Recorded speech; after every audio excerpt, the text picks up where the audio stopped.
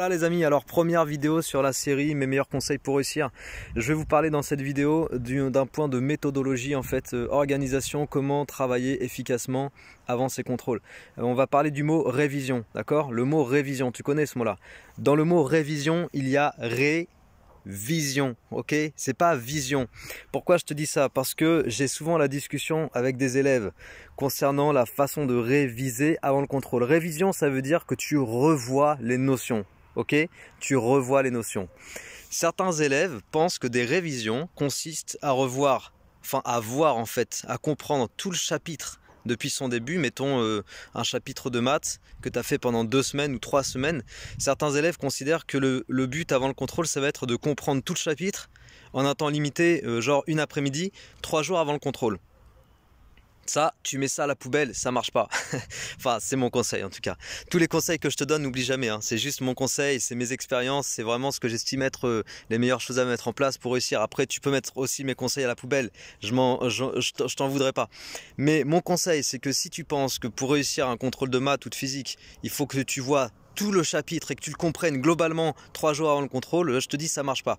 Mon conseil, c'est que les révisions, écoute bien ce que je vais te donner comme conseil, parce que je pense que c'est important. Pour moi, les révisions, ça commence le premier jour de la première leçon d'un nouveau chapitre. Tu as entendu? Je te le répète. Pour moi, la révision, ça commence le premier jour du premier cours sur un nouveau chapitre. Par exemple, si aujourd'hui, tu attaques le chapitre thermodynamique en physique, en terminale, spé physique chimie, alors tes révisions du contrôle, ça va commencer aujourd'hui. Ok? Pourquoi je te dis ça? C'est très simple, c'est parce que ta compréhension des éléments et des concepts, elle va prendre du temps et que du coup, tu vas avoir besoin de réfléchir sur les choses qu'on va t'apporter, réfléchir sur les relations à utiliser, réfléchir sur les types d'exercices, etc. Et ça prend du temps.